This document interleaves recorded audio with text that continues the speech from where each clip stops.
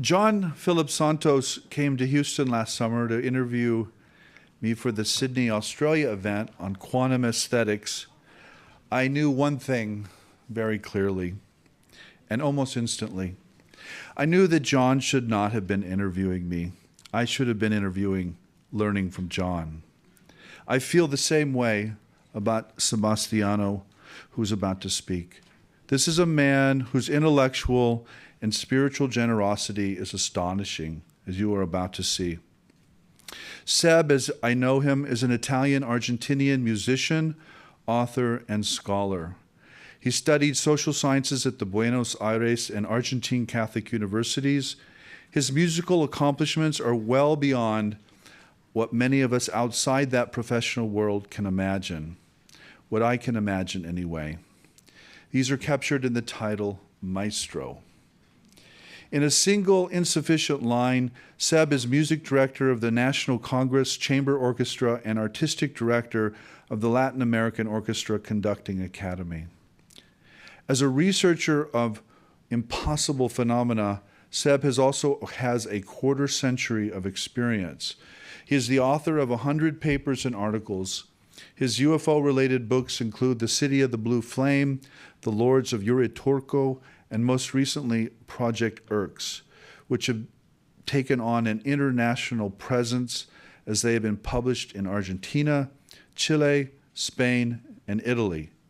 His book, The Other Toscanini, was published in the US.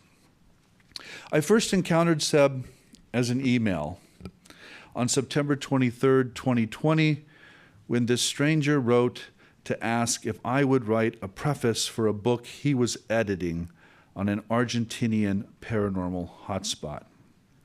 I do what I always do in those situations. I dodged.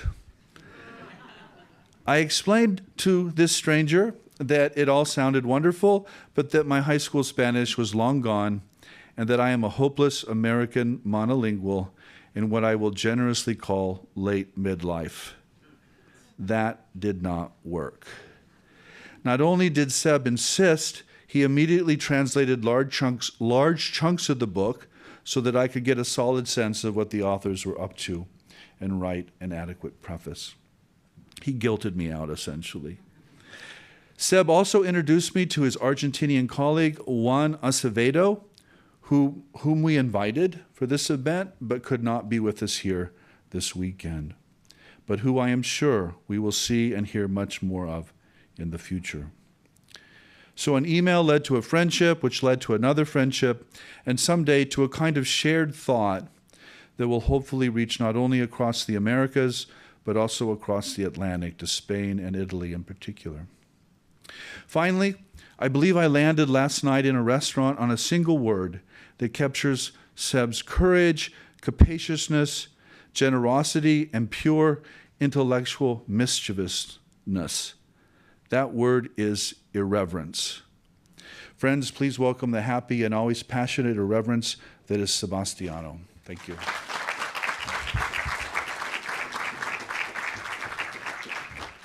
Hi, folks. Thank you so much, Jeff. I really love to be praised. So keep that going, please. So, this is funny. I'm going to improvise as a brief disclaimer before I read my little piece, but he sort of robbed that from me. I mean, I have a certain reputation back at home, as far as I can remember, as a troublemaker. And I also remember the Pope, which is, as you well know, Argentine, who was talking to a gathering of young people, telling them to make noise and generate trouble and, you know, be rebellious in a way. And, well, here I am, about to cause some damage, I hope. So brace for something. No, actually, after the very last lectures about from John Santos and Dr. May, I think I'm going to put you to sleep in 5 minutes, but that's good, I mean. Okay, so it's a privilege to be in charge of this last plenary address. I owe the honor to our dear Jeffrey John Kripal, yes, J is John, which is the main promoter of this initiative. I thank him with all my heart, thanks that I extend to his collaborators and to Rice University, which so generously shelters us. During these days, I have listened to so many people and I have learned something from each and every one of them, so thank you all. Let's go to our first slide. Thanks to my wife, PC work, by the way. Il y a assurément un autre monde, mais il est dans celui-ci. There is certainly another world, but it's in this one. What our poet Paul Éluard calls another world has received indeed dozens of names. Some resorted to adjectives: the alien, anomalous, archetypal, doomed, esoteric, extra-empirical, extraordinary, imaginal, immaterial, inexplicable, interdimensional, liminal, miraculous, mysterious, mythical, non-human, numinous, occult, other, paranormal, parapsychological, psychical, sacred, strange, supernatural, supernormal, supersensible, uncanny, unexplained, unidentified, unknown, unscientific even, and the visionary. Others try to define it with the use of nouns.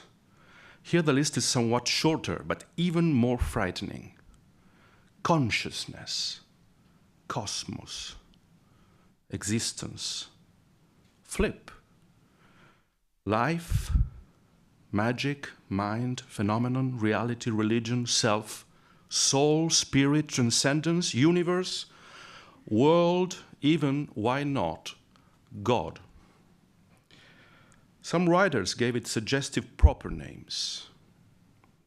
Our good old Charles Fort called it X. Stephen King mentioned it. Our friend Juan Acevedo uses that. There are those who like to talk of high strangeness. And here at Rice, Jeffrey Kripal himself helps lead an exciting religious studies program he refers to as GEM, an apt acronym for Gnosticism, Esotericism, and Mysticism, three other words much at home here with us. In short, in any way with which we try to label it, we are talking about what brings us together now under the broad umbrella of the impossible, which, at least in part, is ourselves, of course, as both subjects and at the same time objects of our study. I will attempt to suggest a program that may find us united in pursuit of common goals now. To do this, I am going to mention 8 ideas related to the task that we may have ahead of us. What I suggest can be taken as a kind of little manifesto that we could take outside these walls, if you agree with it, of course. So please follow me through these 8 proposals. I will occasionally use them to tell you a bit about my own experiences and about what is being done in this regard in my 2 countries of origin, Italy and Argentina. So 1, get community interest, public support, and private funding for a comprehensive approach to the impossible. To pursue goals like the ones I posit here, we need to arouse the interest of vast numbers of people of all backgrounds, origins, and profiles. Those of us interested in the impossible, I'm afraid, we live in a ghetto. What is worse, some of us have collaborated in its building, and we even feel comfortable somehow in it. I guess the first step is to get out of that comfort zone and, as Schiller would say, embrace the millions. I think this is a crucial issue, both in the public and private spheres. Governments and institutions will do well to take an interest in these topics, seeking advice from specialists who do not pursue any agenda other than knowledge for knowledge's sake. And that interest should be transformed into financial contributions to research. The United States has an example of this in Robert Bigelow, the businessman who heads the Bigelow Institute for Consciousness Studies, BICS. Both BICS and the legendary S. Allen Institute mark a path we should pursue. And with initiatives like this very one here now, Rice University places itself in this select group of institutions. Thank you for that. In Europe, the task of patronage carried out by Johannes Daviano Pius, better known as Hans Adam II, Prince of Liechtenstein, is as outstanding as it is isolated. In Latin America, where I live, as far as I know, there is no funding for this kind of research, not at all. My own 25 years of fieldwork, publishing, and lecturing are entirely self-funded. And I assure you, I'm neither a businessman nor a prince. I don't lose hope anyway. In any case, we need to reach more people and engage them better. And yes, also money. Please, let's try. 2. Study the impossible within the official academic world with different methodologies according to each discipline. I am far from believing that our university system, as it currently is, will find answers to our questions, but I do think that it should play an important role in coordinating our efforts to understand this side of reality. The participation of the academic community is not a sufficient condition, but it is a necessary one. If we are not studying what by definition is unknown and inexplicable, what on earth are we going to study? So I guess we have to study the impossible, and that means to study everything. We are so ignorant, and we have bought our cultural meta-narrative to a degree in which we are almost in denial of the ontological shock we are in. In the States, there are leading intellectuals who make invaluable contributions to the study of the impossible. To conjure just a few names, I will only mention here some scholars with whose work I am familiar, and leaving out those who spoke before me with this very same microphone. Agrama, Davis, S. Björn Hargens, Finley, Halperin, Lakatsky, Loeb, Kelleher, Mishlov, Nolan, Wald, and Wargo. In 2020, my dear friend Hussein Ali Agrama published a peer-reviewed article in the academic journal Zygon, entitled Secularity, Synchronicity, and Uncanny Science. One of the first to start from the idea that UFOs are objectively real. Sean S. Björn Hargens created an entire university curriculum that revolves around the impossible. And Jeffrey Mishlov is the first and only doctor of parapsychology in this country. In Italy, if I had to mention just one name, it would be that of Roberto Pinotti, a sociologist from the University of Florence and founder of the CUN, Centro Ufologico Nazionale, who has been carrying out a profuse activity since 1967. Among the younger generation, I cannot ignore Massimo Teodorani, a very gifted astrophysicist from the University of Bologna, author of books on consciousness, synchronicity, spirituality, combining a scientific, psychological, and philosophical approach. Now, in South America, an anthropologist from the University of Buenos Aires, also a dear friend of mine, Diego Escolar, published in 2 peer-reviewed academic journals an article on his interaction with intelligently behaving orbs of light at the Calingasta Valley in the state of San Juan, Argentina. I will repeat this because it's quite amazing. An article on his interaction with intelligently behaving orbs of light, an anthropologist on a peer-reviewed article on an academic paper. His work was published in Spanish in 2010 by Intersecciones en Antropología under the title Calingasta X-File. and in English in 2012 by Anthropology and Humanism as Boundaries of Anthropology. Wonderful title. Reworked, the text also appeared recently as a chapter in the book Trabajo de Campo en América Latina, edited by Rosana Guber. Good for you, Diego.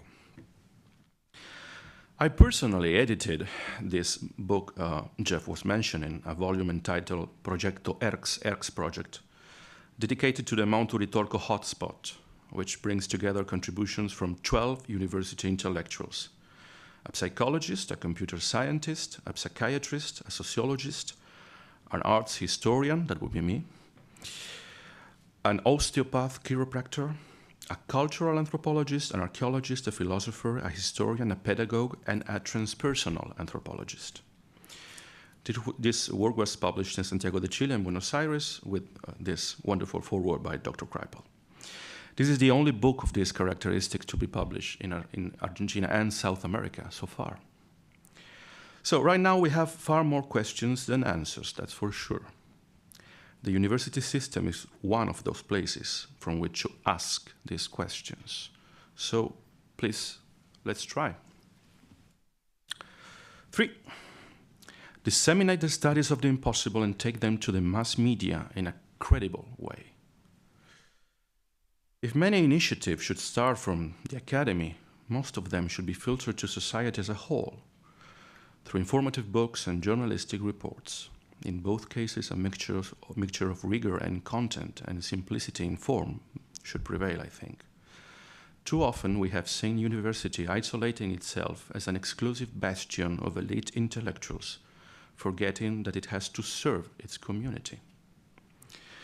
In this regard, what mainstream journalists as Leslie King, did I get it right? George Knapp and Nick Pope have achieved in the United States is an example to consider. No less important is the testimony of experiencers like our dear Whitley Strieber here. Whitley exposes himself fully in his work, not just as an abductee, but as a human being, reflecting on his experiences in books that have become increasingly philosophical over the years. If I must be honest, I think that Whitley's thought has barely begun to be valued. In Italy, this kind of dissemination effort is led by Adriano Forgione, who is a magazine editor and book publisher in Rome. And in Argentina, one of the few journalists who deal with these issues insistently is named Alejandro Agostinelli. Personally, I managed to get the main newspaper of the second most important city in Argentina, which is Córdoba, La Voz del Interior, to publish a full-page story on my Uritorco-related research from an anthropological and sociological point of view. That was on February 2, 2020. The dissemination of the impossible has a painful flip side, made up of improvised authors and unscrupulous journalists who seek to attract attention and profit. Poor quality reporting and scandalous journalism do enormous damage to the study of these topics. It is in fact guilty of much of the disrepute that we suffer and that terrifies conservative scholars. We have to expose these people for what they are, invite them kindly to earn their daily bread in less important areas than these, kindly. Please, let's try. 4. Engage the disbelief of the overly materialistic, rationalistic, scientific, and positivist reasoners. And please do not want to kill me and just wait for number 5. You'll see I'm not that crazy or suicidal. Or perhaps yes. Scientific disciplines have enormous value, but they are only one of the tools in our toolbox. Trying to accommodate the multiform reality of our life experience to the methodologies of modern science produces results that we already know. The discarding of a large portion of reality that refuses to submit to such rules. This is to fall into scientism, which is the religion of science. Many impossible phenomena don't get along with the hardcore of the scientific method. Control experiment, testable prediction, quantifiable data, mathematical models, and laboratory replicability. They tend somehow to be less material, less objective, and less communal than what science usually studies. The problem, of course, is that they happen anyway. That they are mostly immaterial, subjective, and individual in nature does not detract from their existence. Rather, it complicates their apprehension. Let us not forget that, to us, everything that happens does so when we perceive it. So it's all about perception. You remember Stanislav's gorilla? Perception. In other words, what is specific about the impossible phenomenon is lack of direct transmissibility, since it's usually based on a strongly personal experience. For the experiencers, it has absolute proof weight. They usually say it's more real than real. But for their interlocutors, it is a story as extreme as it is unverifiable, at least sometimes. We are therefore faced with an ontological question, type of reality, type of existence, that poses an epistemological problem, type of discipline, type of methodology. It is a fragile situation for sure, from the empirical point of view, but in the end, nothing new. Many aspects of our daily life share this very same problem. To accept Elizabeth Crohn's near-death experience, do we need to electrocute her to death again and revive her again, Frankenstein style, to see if her story really can be verified? Nonsense. Even without the methodological guarantees of the natural sciences, we do advance in our knowledge of many areas, even making life or death decisions, and no science involved. The soft or social sciences present the same situation to a lower degree. However, they seek to adhere to, as much as possible, to the ideal of rigor, accuracy, and objectivity of the hard sciences. Now, I'm not sure that this is always correct or useful. I tell you something, as a musicologist, an arts historian, I have read too many papers and books in which pages upon pages of pseudo-scientific jargon, empty technicalities, and rigid methodologies end up ensuring we don't get anything out from a Brahms symphony or a Picasso painting. In America, some consider the soft disciplines not worthy of being called scientific, and the term humanities is preferred to human sciences. I don't really know if it is an insult or a compliment, but the truth is that in humanities we do have useful tools, be they hermeneutical, critical, speculative, or comparative, both synchronic and diachronic. The trick may be simple enough. We should look for the methodology that can best cover the object of our study, and not the other way round.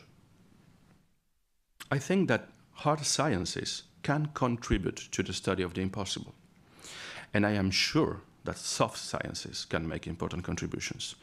If one of the many names of our object of study is God, philosophy and comparative religion studies will possibly give us some better results than, say, chemistry. But of course, our humanities will have to evolve out of their golden cage of culturalism.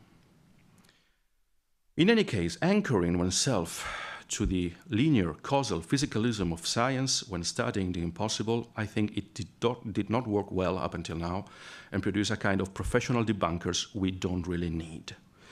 These reasoners I'm referring to seem very sure of themselves.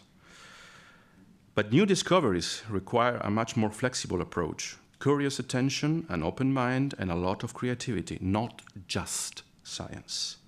Please, let's try it. 5, and now perhaps the other half of the audience will want to kill me. That's fine. I've been dead before. Engage the belief of the overly metaphysical, irrational, anti-scientific, and negativist believers. Welcome to the other side of the coin. Scientific disciplines have enormous value and produce much knowledge. Therefore, its toolbox cannot simply be ignored, especially if it is due to laziness or because some experiencer believes he's the one to lead us all into the future. Denying the importance of modern science, technological progress, and discipline knowledge is absurd. It leads us to a kind of pre-cultural state in which we only have belief, faith, doctrine, and a personal conviction that knows of no arguments. It is the messianic attitude of so many contemporary gurus who claim to be well beyond logic, reason, and science, while living in houses built by engineers, driving around in cars, using air conditioners, having hip replacements, and of course, while preaching thanks to telephone, radio, television, and the internet. As we have said, many impossible phenomena tend to be immaterial and subjective in nature. However, immaterial and subjective do not necessarily paint a scenario devoid of intelligence, reflection, criticism, study, research, and debate. Quite the opposite, actually. They take place in the center of that scenario together with such fundamental life experiences as being born, growing up, falling in love, becoming parents, growing old, and dying. On the other hand, today only a willing ignorant is unaware that cutting-edge hard sciences are coinciding with some philosophical ideas from remote Eastern antiquity. To put it in other words, the difficult transferability of impossible experiences is not an obstacle for them to be studied to the last consequences with what we could call a scientific mentality. So we can and must operate with rigor and accuracy in pursuit of consensus building, faster progress in the areas of study, greater explanatory capacities, and cumulative knowledge. Now, I cannot scientifically replicate my love for my wife in a lab. I hope. But before I moved in with her and planned to have a life together, I sat down and thought about it carefully. So feelings and intuitions belong to another plane of reality in relation to thoughts and reflections.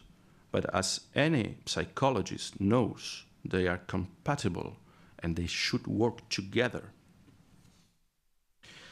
I have already mentioned the damage done by unscrupulous authors and journalists. It's time to mention the damage caused by the frauds and fakeries of swindlers and by the delusions and fudges of fanatical fideists. For years, the focus of my work was to unmask such people who abound in our world.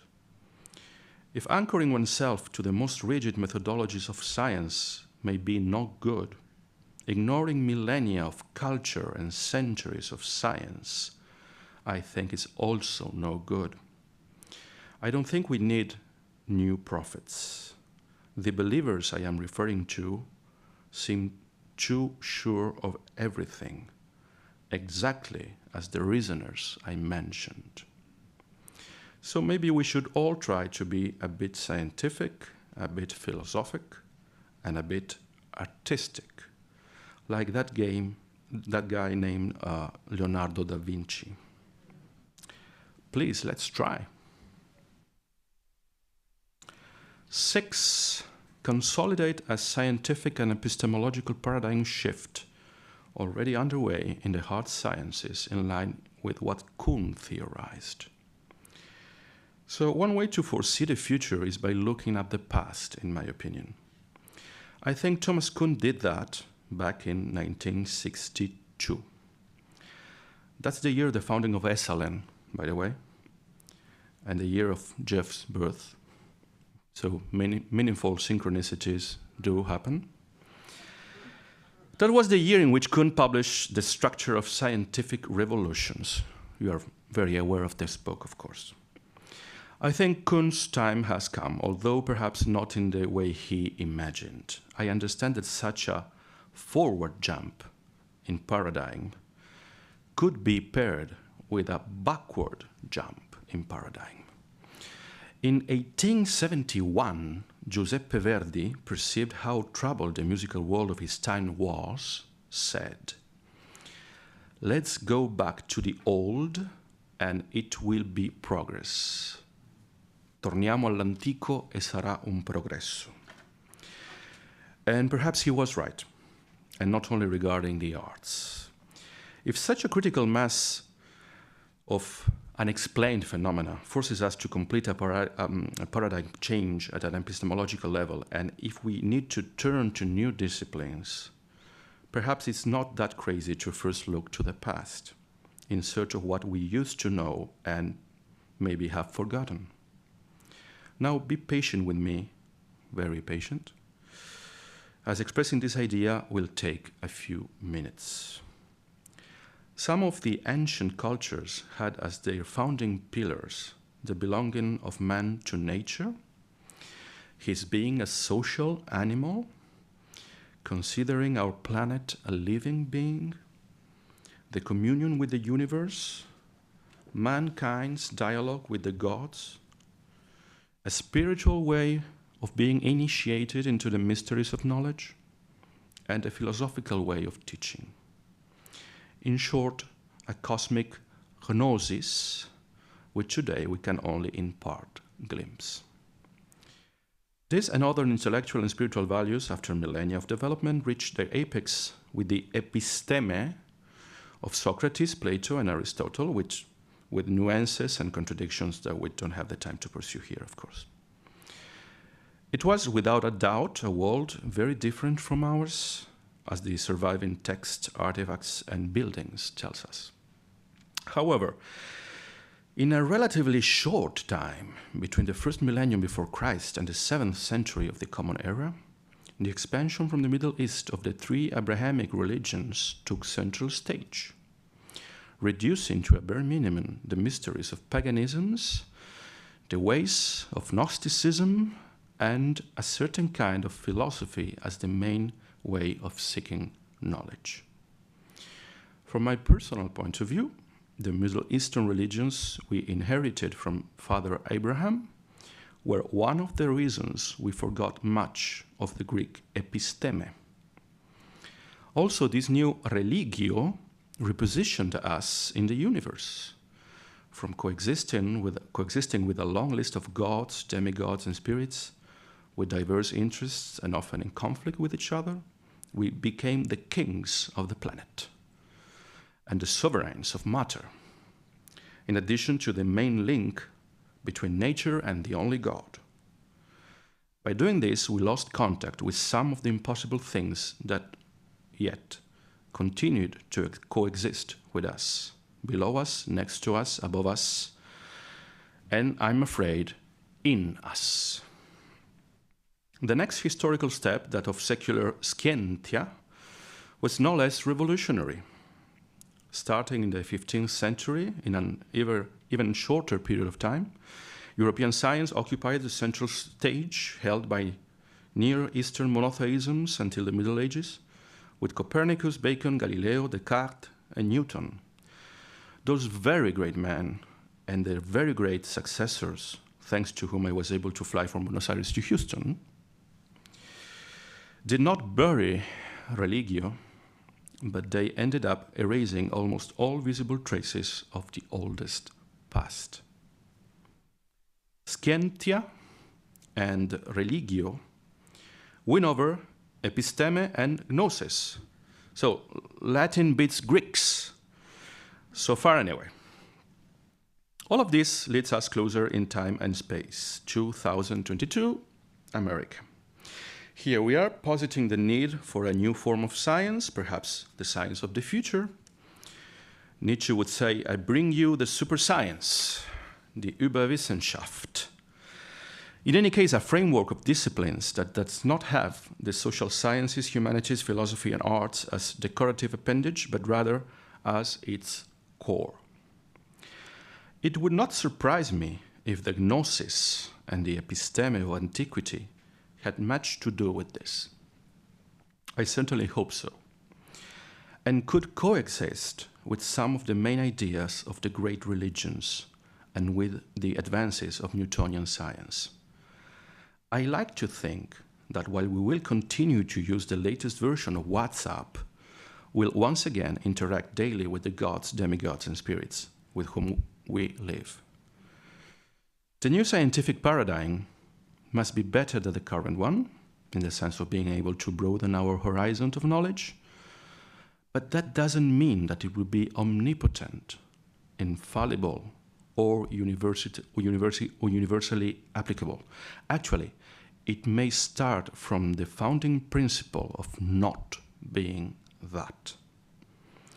Otherwise, we could fall into what has been rightly called science delusion. Once again, the illusion of believing that a knowledge tool can do anything and is more important than knowledge itself.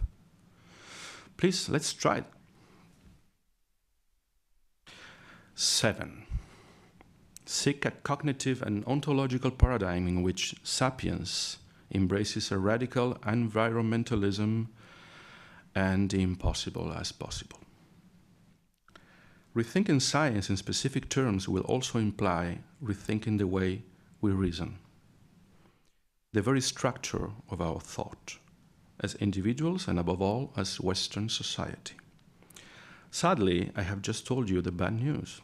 Science, even a better science, including this new old super science that we are theorizing about, will never be able to have universal application, because our very way, our anthropocentric way of knowing, thinking, and interacting, it doesn't have it.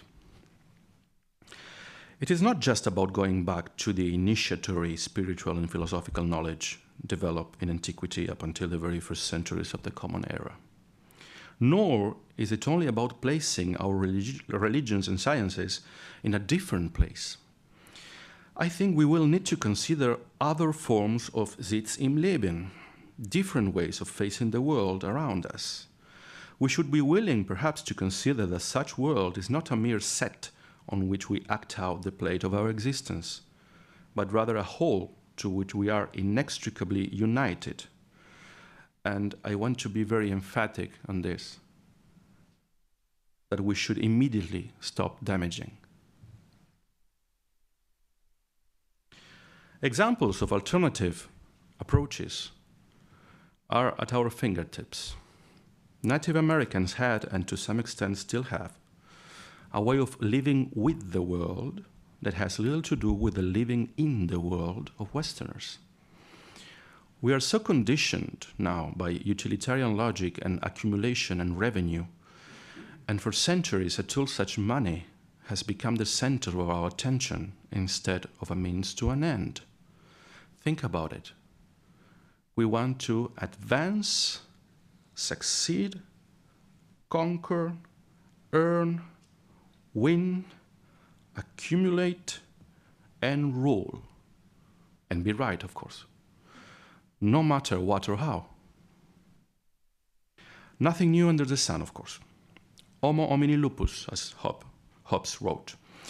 Yes, but not always, not everything, not everywhere, not to this degree. In the Americas, at the arrival of Columbus, there certainly were great civilizations with very complex socio-cultural frameworks. You know, Olmecs, Mayans, Aztecs, Incas. But they usually oppressed another kind of people. A vast percentage of inhabitants who lived according to a different paradigm with more flexible organizational models and less rigid pantheons. Those Native Americans experience a being with the nature they call good living. It's actually untranslatable, but something like good living, imbued with a spontaneous environmentalism, somehow between animist and pantheist, with a conception of time that Westerners have lost sight of. But that lost forma mentis can be retrieved. You already got my point. Some of what we need for the future may indeed be found in the past. If we manage to take such a step, perhaps we will be back to the magical reality that the ancients lived in, but without denying the sophistication of our scientific and technological postmodernity, or the value of religious thought. I certainly agree with Jeff that the supernatural is not the natural. That is the whole point, of course. But I would argue that this is so for us, here and now. It was not so in ancient times, It is not so for the surviving Native American cultures, and it may not be so in the future. The impossible can indeed become possible, the paranormal normal, and the extraordinary ordinary. Let's keep in mind that for an Andean medicine man, not only we are not internally divided, we are integrated with what we could call pleroma in Greek, unus mundus or anima mundi in Latin, nature, creation, cosmos, consciousness, or, well, again, yes, God. I do believe this. When we lost our daily coexistence with the impossible, we became an unanswered question for ourselves. Ironically, we had the hubris to baptize our species with the pompous name of Homo sapiens sapiens, the man who knows and knows that he knows.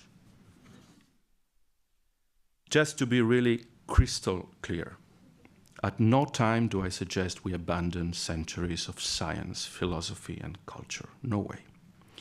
I suggest the opposite. We already possessed many intellectual tools for this process, but we have to use them perhaps in a new way. Philosophically, we may need to abandon the Cartesian model and aim to reconsider all possible developments on Franco-German idealist philosophy, in which consciousness is the starting point. And perhaps, I don't know, some Alexis Carrel, some Pierre Teilhard de Chardin, just thinking out loud. As the Colombian anthropologist Luis Eduardo Luna, hi Luis, said, if we persist in thinking with Cartesian terms, in addition to res extensa and res cogitans, we will need to embrace something like res magica. In any case, I think we should make the Shakespearean quote, there are many more things in heaven and earth that are dreamt of in your philosophy, obsolete. Our philosophy should account for the greatest number of things that populate heaven and earth. Please, let's try. 8 and last. Good timing, actually. Connect researchers who have been working in isolation due to geographical, linguistic, and financial constraints. This is very, very, very concrete. One model widely used in the humanities is the center-periphery relationship, as you know. And there are certainly centers and peripheries. It does not matter here whether the state of affairs is good or bad, fair or unfair. It's just here, and you have to take it into account, if possible, in a smart way. I believe that with the exception of our dear Jacques Vallée, who has lived in the United States for 60 years now, anyway, I am the only plenary speaker whose native language is not English. In a way, so I am a representative of the periphery in the center. So let me spend my last few minutes sharing some thoughts about this center-periphery model. An important part of the literary output on the impossible is produced here in the States, or at least in the English tongue, the language of the center par excellence. But there is much that is produced in other countries and in other languages. The situation is bad both ways. But it is not symmetrical. A more or less reasonable percentage of the production in English is translated into other tongues, but the opposite is not really true. The consequences for the social construction of knowledge on a planetary scale can be disturbing. There is no doubt in my mind we need the most valuable books and papers on the impossible to circulate, and not only on the impossible, by the way, to circulate in the 6 main languages of Western culture: English, French, German, Spanish, Portuguese, and Italian. But also, if possible, in the 5 languages that are spoken by the largest number of people on the planet. That is Mandarin, Hindi, Arabic, Bengali, Russian, and Indonesian. I'm sure you remember Esperanto, the international language invented by the Polish physician Ludwig Zamenhof, right? The word Esperanto comes from the Latin spes, which is in Italian speranza, in Spanish esperanza, in French espérance, and in Portuguese esperanza. In German it's Hoffnung. Yeah, lovely language.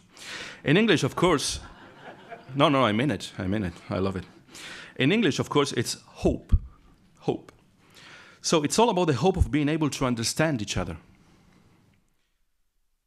My admired Whitley Strieber recalls his wife Anne saying that we are too young a species to look for answers and we have to look for questions.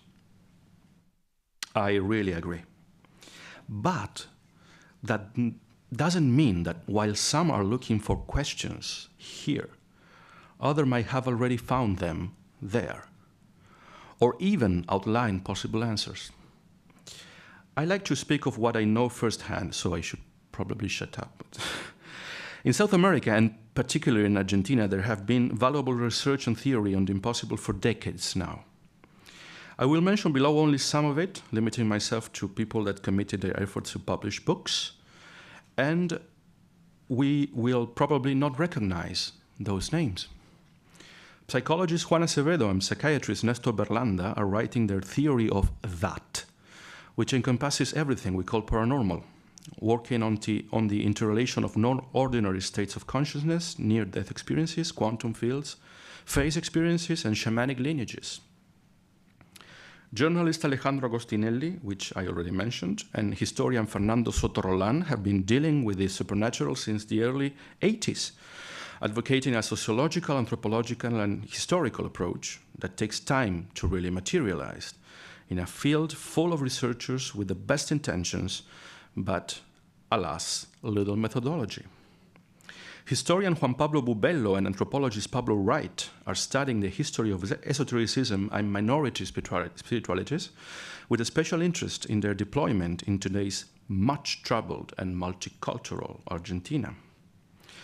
Political scientist Leopoldo Buderatsky and philosophy professor Ariel Sarvi analyzed the Weltanschauung and the internal logic of several groups of self-proclaimed contactees operating in the Argentine state of Cordoba, which we already mentioned because of Mount Uritorco, if you recall. Art professor Carlos Ferguson and sociologist Ruben Morales have been investigating UFO phenomenon since the 70s, with emphasis on well-documented cases in South America. They have compiled and systematized and published hundreds of reports and pictures. Computer scientist Fabián López and anthropologist Diego Viegas were members of the now dissolved Círculo de Investigadores del Fenómeno OVNI, CIFO, of the city of Rosario. They recently edited very valuable books that I would say transcend the UFO phenomenon. So the Archives of the Impossibles team has uploaded to its website a PDF file containing the names of all these authors, plus the titles of 31 books by them, their publication data, and a scan of their covers. So if you want to peruse it, you will find it on the Position Papers page of the Impossible Archives website. This body of work is actually easily accessible and is available to anyone who can read Spanish or wish to help provide an English translation. Please, pretty please. Knowledge must circulate and be interdisciplinary, not exist separated into watertight compartments, neither for methodological reasons nor for national, material, ideological, economic, geographic, and much less linguistic constraint. I am positive that a question asked by a French-speaking Canadian might have an answer in an Arabic-speaking Egyptian, or vice versa. Also, and I cannot stress this enough, if we intend to establish communication with a transcendent, arcane, and mysterious other out and up there, the first step is to establish communication between ourselves in and down here. And that's precisely what we are trying to do right now. So please, let's keep trying. Well, the task at hand is huge. I remember an inscription on a sword: "If your hand trembles, do not wield me." I suggest we take up the sword, crying out loud, "Wake up, still." Now, considering my tendency to look to the past for solutions in the future, I may have not unveiled anything new at all here. But surely there is one novelty, and I'm very happy about it. What once was spoken in a whisper and underground today is being discussed in public and from one of the most prestigious universities in the Northern Hemisphere. Talking about hemispheres, here's my valediction to you all. The first invisible college, a term of Rosicrucian origin, functioned in England in the 17th century around the philosopher and scientist Robert Boyle. In the 1960s, here in the United States, a new invisible college was established, led by founding fathers of ufology such as Joseph Hallen Hynek and our revered cher maître Jacques Vallée. But doubt not, there were, there are, and there will be other such colleges, of which we know little or nothing. For my part, I will only tell you this. Such an invisible group of scholars is operating in Argentina. It intends to go beyond, way beyond both reasoners and believers. Over there, far south, the Spectral College is working on everything we discussed here at Rice. So brace for impossible findings. Finally, my dear friends, please let's not just try. Let's do it together. E pluribus unum. Thank you.